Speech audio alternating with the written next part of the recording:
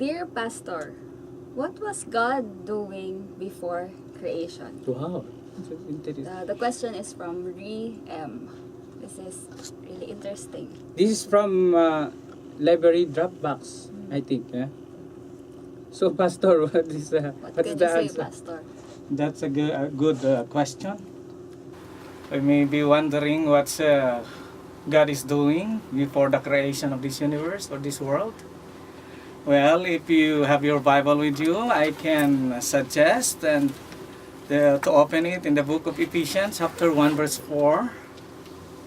And then also other texts later on. The things that we could not understand, of course, we can refer to Deuteronomy chapter 29, verse 29. But at first, we have to read that verse there so that we will know, and then we'll try to discuss it further so that our listener in the air may be able to understand it. Ephesians Chapter 1, verse 4. verse 4. Just as He chose us in Him before the foundation of the world, that we should be holy and without blame before Him in love. So you will observe that God is doing something. He's planning, right?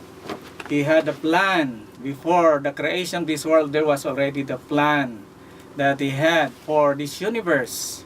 And that's why we are assured that when God created this universe, it was really well planned. And even the plan of salvation, if you will open your Bible in the book of Revelation 13 verse 8, it's also included. The plan of salvation was already at hand, or it was already prepared before the creation of man and before we settled in this earth. There was already the plan that God had for us. So God is also busy in His plan, right?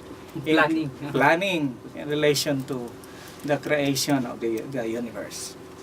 Other than planning, Pastor, what do you think is God? Well, as we all knew, God is busy with other things. No? We all knew that God is not a God who is idle and an indolent God.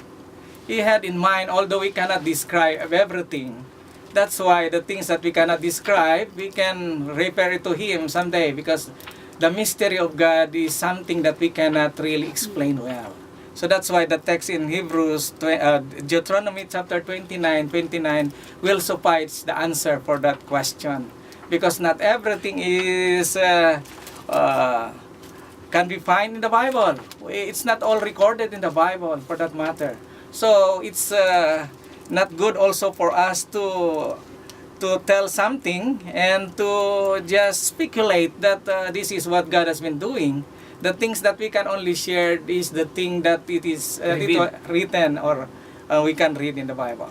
According to Deuteronomy 29, Pastor, the secret things belong to the Lord our God, but those things which are revealed belong to us and to our children forever, that we may do all the words of this law. Okay, so there is that reminder for us. There are those things that we would want to know about what God has been doing. But let's be assured that God is thinking for our welfare for sure. But other things we do not really know because it was not written in the Bible, or it was not recorded in the Bible for that matter. So it's not also safe for me to speculate with that. Because we do not really know.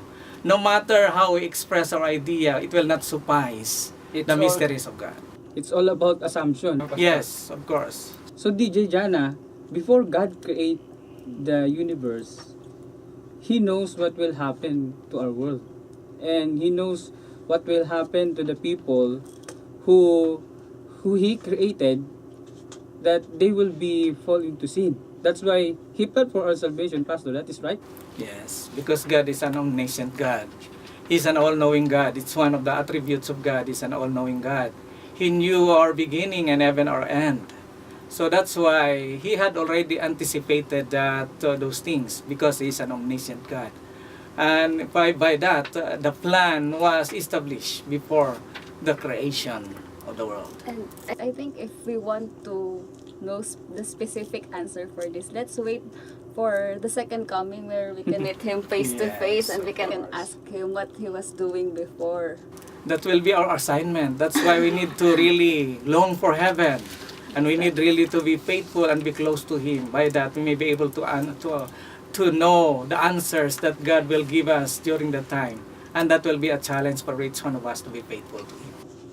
Okay, Pastor. Thank you for that answer. So, DJ Jana, that is a very short question and also very short answer. Because we cannot add more to that, because God, according to the Bible, God is planning about the salvation of humanity. And I think we can jump to the second question. But before that, before we come to the second question, we would like you to hear some music of inspiration. So we will be right back at few minutes. L I F E R A D. I, O I'm Esther. I'm Jana. I'm Jem. I'm Melvin. I'm Christine. I'm Kim. and I'm Rustin. Thanks for tuning in. We hope to be with you again in the next episode of Dear Pastor. This is Life Radio signing off. Bye!